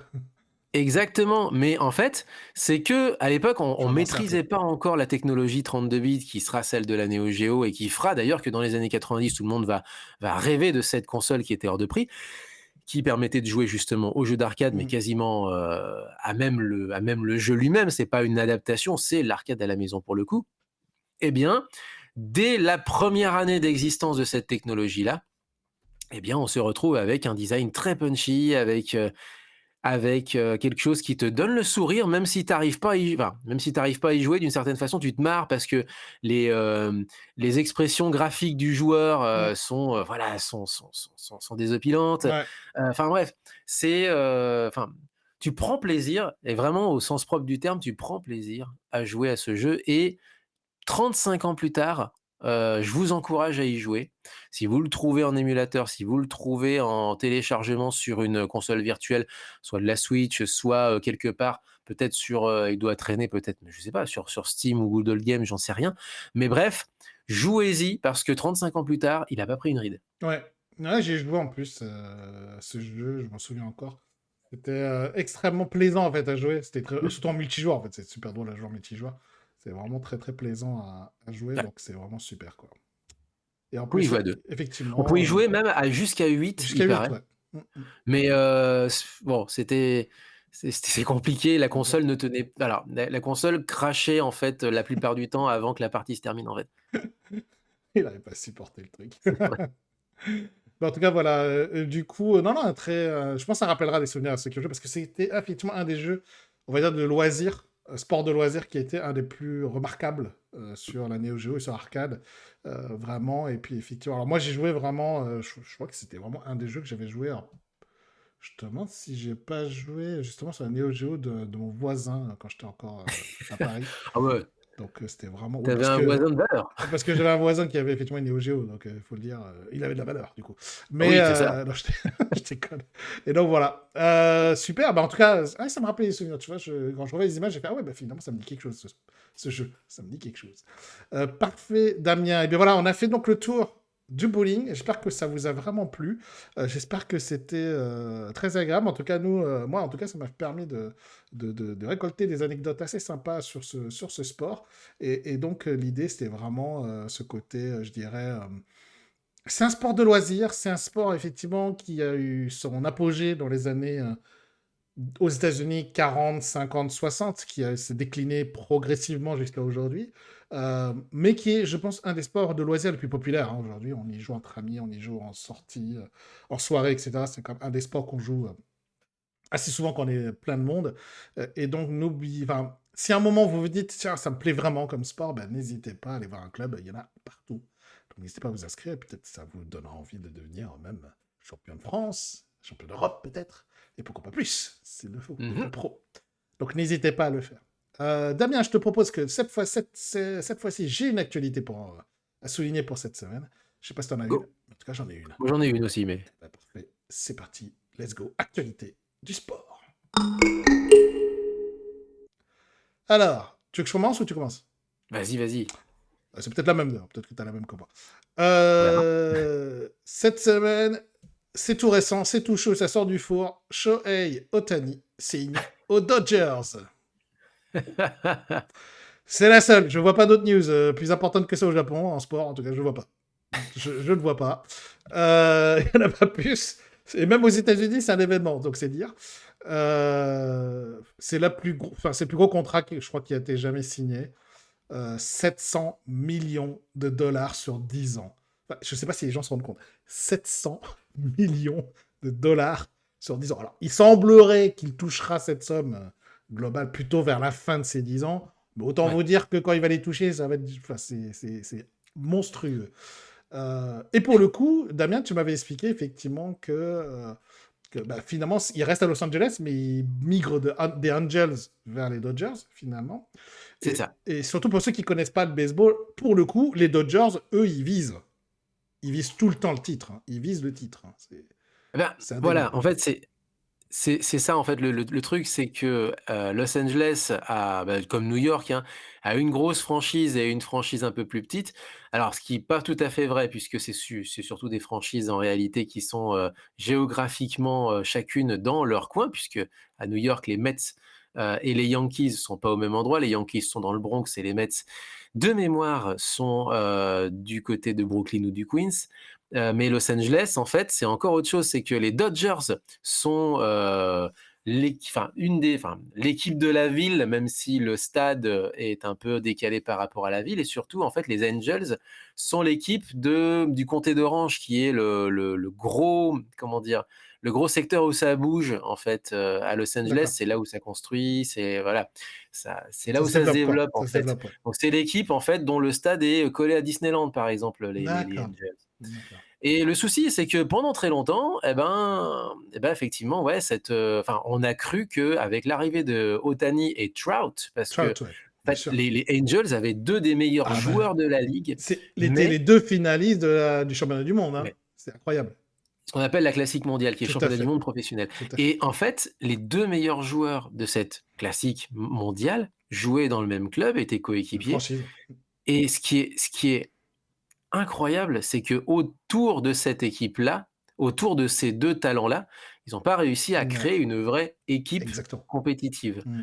Alors, bah, du coup, chacun ayant maintenant perdu patience, eh ben, Ohtani va vers les Dodgers et tu le dis, hein, Léo, les Dodgers, c'est une équipe qui a un palmarès long comme le bras, qui est là pour jouer le dernier carré tous les ans, le titre si possible, mais qui ne peut pas se satisfaire d'autre chose que enfin, alors, qu'il dira pas aux fans comme ça, hein, mais qui peut pas se satisfaire d'autre chose qu'une présence en demi, quoi, c'est-à-dire Mm. en Championship Series. Ouais. Mais évidemment, tous les ans, ils vont annoncer le titre. Et tu me parlais de 700 millions, mais puisque l'ancien propriétaire de l'Olympique de Marseille enfin le propriétaire de l'Olympique de Marseille est l'ancien propriétaire, pardon, des Dodgers. Et de mémoire, sa franchise, justement, les Dodgers, il l'a vendue pour plus d'1 milliard. Mm. Donc, le baseball brasse un argent assez faramineux, en fait. Surtout les Dodgers aussi. Ouais. Ce sont plutôt de l'argent, les Dodgers, on va dire. Ça plutôt des sous, quoi. Et du coup, ouais, ils ont coiffé notamment les Blue Jays, je crois, dans Mmh. cette négociation auprès d'Ohtani. Je pense qu'il y avait New York, peut-être, qui était aussi dessus. Je Sauf sais que plus. ça veut dire que les Dodgers, maintenant, ne visent plus simplement les demi, Ah non, c'est sûr. mais c'est le C'est le titre. titre. Enfin, en Et plus, oui. Et il y a une vraie frustration ces dernières années, parce que justement les Dodgers étaient souvent annoncés, gagnants, et en fait s'effondraient soit en quart, soit dans le meilleur des cas en demi. Hmm. Et ça fait bien, de mémoire là j'ai pas les chiffres, mais ça doit faire 5 ans qu'ils ont pas gagné le titre Ouais. alors qu'ils annonçaient pouvoir le gagner tous les ans. Hmm. Bah, ils Donc sont pas passés oui. loin, clairement, mais effectivement, ils ont raté le titre récemment et je pense qu'il y a une frustration. Après, il faut être clair, du point de vue d'Otani, je trouve que c'est vraiment très bien joué parce qu'il reste sur la côte ouest, donc une Mmh, côte exposée aux médias japonais, finalement, hein. exact. C'est un endroit où les Japonais sont présents au niveau Los Angeles, c'est vrai, il y a des Japonais hein, qui sont présents. Il y a beaucoup de Et Japonais il y sur la a côte. beaucoup, surtout, c'est une côte ouest, donc ça veut dire que le Japon peut voir des matchs à domicile des Dodgers. Et puis, encore une fois, déjà aux Angels, qui n'est pas une franchise majeure de baseball, c'est pas pour porter offense, c'est pas le même palmarès que les Dodgers, quoi. C'est pas du tout la même chose, mais ça a déjà fait la hype de ouf, et les médias américains et japonais, hein, les deux, hein, ils étaient Mmh. hypés de ouf avec les Angels. Enfin, si aux Dodgers, ça hype pas encore x12, je sais pas ce qui va se passer. Parce que là, il aura une équipe de folie, parce que là, j'ai regardé du coup 2-3 articles. Les Dodgers, effectivement, ouais, c'est des joueurs de ouf pour le coup. Il faut maintenant juste qu'il soit, enfin, qu'il y ait un peu de chance et en plus peut-être Otani sera le game changer pour les Dodgers. Alors, il est blessé en ce moment, donc on verra comment il va reprendre après sa blessure. Mais La autant saison dire, recommence en si, avril, donc ça va. c'est ça, si Otani remporte les World Champions, enfin, il devient World Oui, Champion, la World Series. World Series, merci. C'est la finale américaine, s'appelle les World Series. Parce que les Américains, bien entendu, quand tu n'es pas champion simplement des États-Unis, Non, tu es champion du monde, championnat du hein. monde quand tu remportes le tournoi. Enfin, la compétition, pardon. S'il remporte les World Series, bah, enfin, là, c'est n'importe quoi. Ça va devenir. Ça va devenir en plus superlatif, c'est terminé, là. Et surtout, enfin, encore une fois, Otani, je pense que de toute façon, enfin, vu ce qui s'est passé, c'était qu'une question de temps avant qu'il intègre une franchise qui peut jouer le titre. Parce que, en fait, déjà, tous les Américains ont les yeux sur lui. Enfin, tous les Américains passionnés de baseball, hein, bien sûr. Mais tous ceux qui adorent le baseball n'ont Dieu que pour lui. Et il y avait une certaine frustration. Il y a même des fans qui disaient non, mais Otani, il se gâche à rester aux Angels. Il ne pourra pas gagner. Alors, il remporte déjà des titres, C'est vrai, hein, meilleur joueur de je suis d'accord, l'American League, je suis etc. d'accord. Mais il doit casser le plafond de verre en intégrant une franchise qui peut gagner des titres. Mmh. Et choisir les Dodgers, je trouve ça vraiment bien joué de sa part. Parce que, comme je te l'ai dit, Los Angeles, côte ouest, et Dodgers, qui, quand j'ai regardé le palmarès, je fais, ah oui, bah, effectivement, là, il peut y balancer des strikes, il peut balancer des home runs, c'est bon, hein, vas-y, hein, tire l'arigot, parce Bah, que si ça va s'il gagne compter, le finalement, ça championnat, va compter. il sera au niveau de Ichiro. Mais complètement, complètement. Et puis, il faut dire que c'est au baseball, enfin, je sais pas si c'est le cas de tout le monde, mais en tout cas, les joueurs les plus talentueux, ceux qui sont les emblèmes, les franchise players, on pourrait dire ça comme ça, globalement, quand c'est des grands joueurs, ils restent très longtemps dans la franchise, hein. C'est plutôt, à la différence d'autres sports comme le football américain ou même le basket, où les joueurs peuvent comme changer assez souvent. Il y en a encore les franchise players dans ces sports-là. Ça Mais se fait ça devient, beaucoup quand même, hein, ça au se fait encore. baseball. Mais au Will Smith qui baseball, a gagné le championnat, ça fait c'est 4 fois qu'il change. C'est son quatrième titre avec 4 clubs différents. ça peut exister, mais je trouve que, je sais pas pourquoi, mais j'ai l'impression que c'est quand même moins souvent, hein, ils changent moins souvent quand c'est des gros gros joueurs. Donc voilà. Mais pour le coup, voilà, Otani signe pour 10 ans, donc c'est un contrat longue durée, quoi. Donc déjà si tu veux enfin si tu veux le chercher, va le chercher, quoi. 10 ans, un contrat comme ça. Et puis 700 millions, quoi. Enfin 700 millions, j'ai vu le chiffre, j'y croyais pas. J'ai fait non mais j'ai mal lu, quoi. C'est pas possible. Ça doit être 70 millions, pas du tout. C'était 700, quoi. Je fais ah ouais, ok, on en est là, quoi. Et donc au jour d'aujourd'hui, enfin, tu vois, je suivais un peu Otani, mais il y avait une certaine frustration à le voir ne pas se qualifier pour les playoffs avec les Rangers. Bah, là, pour le coup, ouais, je vais peut-être regarder un peu plus encore parce que bah, là, il y a un enjeu. C'est est-ce qu'il va gagner le titre, quoi? Est-ce qu'il va remporter le titre dans les prochaines années? Même déjà dès 2024, ça peut être possible déjà, en fait. Dès Mmh. 2024, ça peut être possible parce que il est tellement fort. Parce que, enfin, encore une fois, je vais pas trop, c'était une autre news, je vais pas trop monopoliser l'antenne, mais c'est vrai Pas de que souci. je pense que les gens, s'ils ne suivent pas le baseball, notamment en France, c'est comme un sport mineur en France, il faut se rendre compte que Otani, c'est un joueur japonais qui est dans un championnat américain. Donc déjà, c'est pas facile hein, de percer en tant que japonais au championnat américain. Il faut démontrer 1000 fois plus qu'un bon rookie américain qui sort d'université. Mmh. Et je pense que les gens se rendent pas compte, mais aux États-Unis, il n'y a pas, je pense, une journée d'une émission de baseball qui évoque pas Otani, quoi. Pas une seule fois. Ses statistiques, c'est ce nombre de home runs, son analyse du fait qu'il soit comment ils appellent ça, il est à la fois lanceur Et à et la fois batteur. lanceur et batteur, oui. Voilà, et à la fois les deux, ce qui est plus arrivé depuis une éternité. En tout cas, à ce niveau-là, il le compare à la légende, à une légende. Et donc voilà, aujourd'hui, je pense que Otani, c'est le joueur moderne, mais pour le coup, qui n'est pas américain, qui est japonais, c'est le joueur moderne. C'est Mmh. l'athlète ultime pour ce sport. Et je pense qu'en signant dans les Dodgers, bah, il deviendra. Pour moi, à mon avis, dans 10 ans, il y aura une statue aux Dodgers. Je ne sais pas pourquoi, je le sens bien. Et au On va Japon, je t'en retirer parle le même pas. maillot, Et hein. je t'en parlerai même pas quand il va retourner au Japon. C'est-à-dire quand il va retourner au Japon, mais le mec, il va. Enfin, c'est fini. C'est une légende. Tout le monde est à ses pieds. C'est terminé, hein. Lui, On va retirer le numéro, c'est on va ça? retirer le numéro, enfin tout ce qu'il faut, mais je pense qu'on est au début d'une histoire qui va être. Alors, après, je dis ça, s'il se blesse gravement, s'il y a des accidents de la vie, bien sûr, mais de base, dans l'absolu, pour moi, on est dans le début d'une énorme histoire On va pour peut-être le le baseball. laisser gagner un titre déjà pour Exactement, commencer. on va laisser gagner un Voilà. titre. Et de toute façon, dès qu'il gagne un titre, effectivement, que ce soit cette année ou plus tard, dès qu'il aura gagné un titre, je pense que ça le libérera et ça va faire mal, hein, je pense. Ça va faire vraiment mal. Voilà pour OK. moi. Et ben, moi, je vais faire exactement l'inverse. C'est-à-dire que j'ai beaucoup d'infos, en fait. Ah, Je vais en ok. piocher une Ok. qui va être exactement l'inverse. Hmm. C'est-à-dire qu'on a au Japon, ça vous dira pas grand-chose, mais c'est Kobe, une petite ville. Pour ceux qui connaissent un petit peu, en 95, il y a eu un très, très gros tremblement de terre, effectivement, et c'est le club, de Kobe qui a gagné, le championnat de foot du Japon. Le Vissel Kobe, c'est la première fois de leur histoire. Pourquoi j'en parle? Eh ben, pour les raisons exactement inverses de ce que tu viens de dire. C'est-à-dire que, en fait, on avait, un club qui, il y a 5 ans, avait investi masse de monnaie, dans des joueurs et dans des noms ronflants, notamment et pas des moindres, Andrés Iniesta et Lukas Podolski. Pas la même année, mais globalement d'une année à l'autre. Et on se retrouve avec donc un effectif de petits jeunes japonais ou de gars qui ont pas forcément l'habitude du football, européen et qui se retrouvent avec 2 masterclass sur place. Sauf que ces masterclass-là, à la base, ils les faisaient signer pour, enfin gagner des titres. C'est-à-dire que Kobe, c'est un petit club, c'est un club de milieu de tableau. Ça a été une catastrophe totale, ils ont failli être relégués. D'accord. Voilà. Ah ouais. Et c'est au moment où justement, puisque Iniesta en fait, alors techniquement fait partie de l'effectif, qui a été champion du Japon là cette année, mais n'a joué que, 4 à 6 matchs, quelque chose comme ça.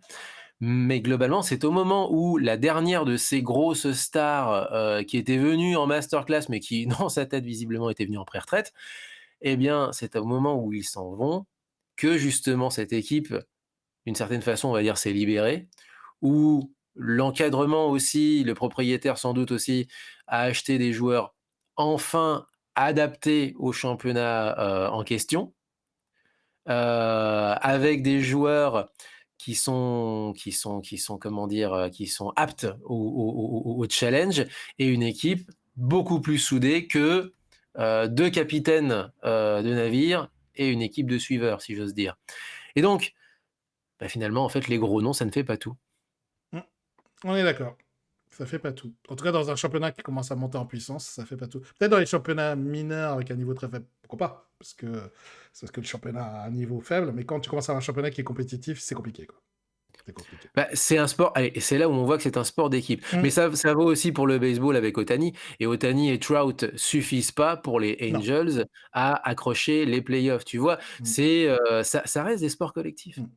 Ah ouais, il faut des gens pour Plus diriger. compliqué que ça, quoi. Il faut des gens pour diriger ce collectif, c'est sûr. Mm. Et puis surtout, encore une fois, si je finis avec Otani, à l'inverse, je pense qu'intégrer Dodgers qui a déjà des joueurs très forts, c'est un vrai plus pour gagner. C'est peut-être le facteur X, quoi. Ça peut être le facteur X pour gagner. Ben merci Damien pour cette news très intéressante. On a parlé de japonais et de Japon, donc pour le coup, on a C'est été un ça. peu mono. Attention, on a l'envahissement d'autre émission de On radio. est à peine pas fan du Japon du tout. À peine, pas du tout. Du coup, Damien, ben, on se retrouvera non pas dans 2 semaines, parce que c'est les fêtes de fin d'année, donc on va faire un petit saut, on se retrouvera plutôt dans 3 semaines. On se Allez, ça retrouvera roule. le mercredi 3 janvier sur Twitch. Et pour cette édition, ce que je te propose, parce que c'est mon choix, on va parler de football australien. Go, carrément. Allez, Carrément, on va faire des footy. footy. Footy. Et je tiens à vous dire qu'il n'y a pas d'anecdote. Je commence à regarder. Parce que j'avais déjà regardé quand je faisais le C'est pas ce qui podcast, manque. le Rugby Club. On a parlé de footy à cette époque-là. Je tiens à vous dire qu'il y a des trucs de folie. Oui, parce que c'est un ballon ovale. Ça botte du football. C'est aussi à ballon ovale. Un ballon ovale. Ouais. Et on vous parlera de ça donc le mercredi 3 janvier 2024. Soyez très nombreux à nous retrouver sur Twitch. En tout cas, pour cette émission, vous pouvez la retrouver en rediffusion sur YouTube. Vous pouvez également l'écouter en podcast sur les différentes plateformes de podcast. Vraiment, vous pouvez nous retrouver sur Apple Podcast, sur Spotify, sur Deezer, sur voilà, toutes les plateformes de podcast. Donc n'hésitez pas à nous réécouter en audio dans les transports en commun.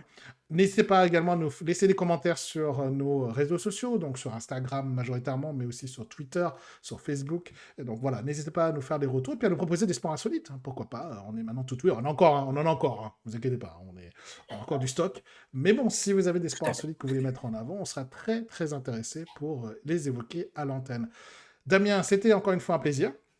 Plaisir partagé, et j'espère pour vous aussi. Et on vous dit bonne fête de fin d'année, joyeux Noël, bonne année, même si j'aime pas souhaiter la bonne année avant l'heure.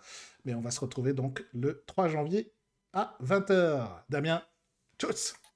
Tchuss!